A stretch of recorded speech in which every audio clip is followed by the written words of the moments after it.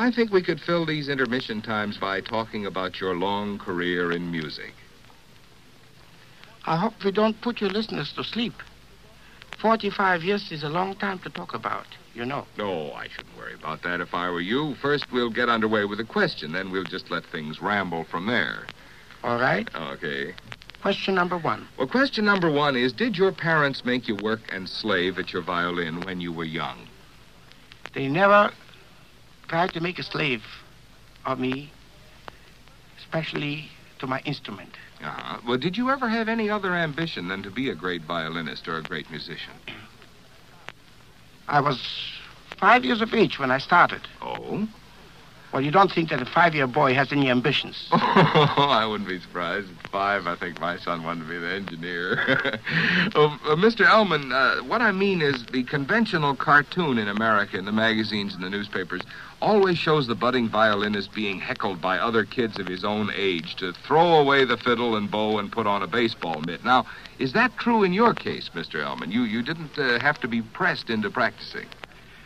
Since I was born in Europe and started my musical education there, this did not exist in Europe. We were not brought up according to a certain pattern, the way children are being brought up here in this country. Oh, really? Actually more individualism? Much more individualism, although we preach individualism here, but I find that all the women wear the same hats. All the boys have to do the same things. They all have to drive cars, etc., you know. Parents have to bring up their children the way the neighbor brings them up. So, I mean, you see, I don't call that individualism.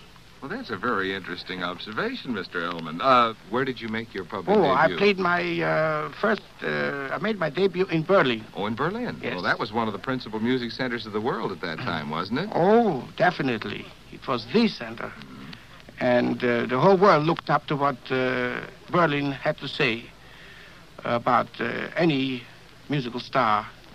I suppose the audiences were very critical. They stood there and they sat there and challenged you to really play for them, huh? Well, you had to be very versatile, you know, and be able to play the classics well before they really give you proper recognition. Well, then, in other words, you picked the worst, probably, or the best, from the point of view, city in which to make your debut that you possibly could have with so critical an audience.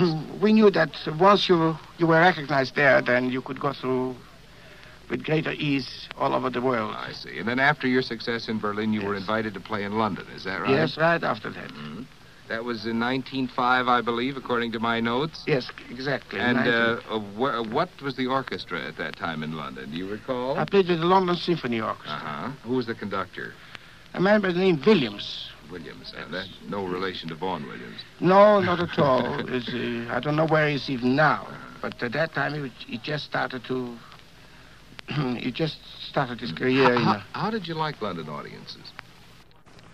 The audiences in London are the most enthusiastic audiences, I would say, in the world. Oh, really? Yes.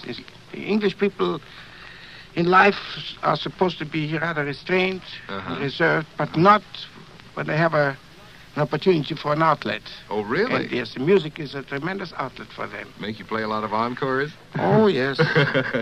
Well, I know you've always been very gracious about that in your concerts, Mr. Elman.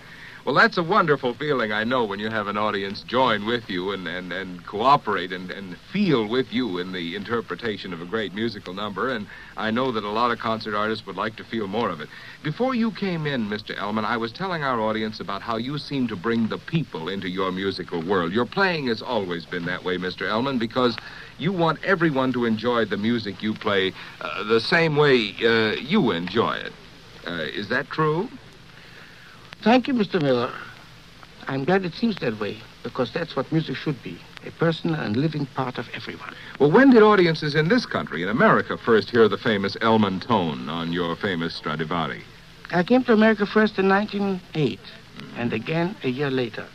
Ever since then, I have hopped back and forth between Europe and this country. And where else? I've been in Australia, South Africa, back to my birthplace, Russia, and just about everywhere. It's been a rich experience.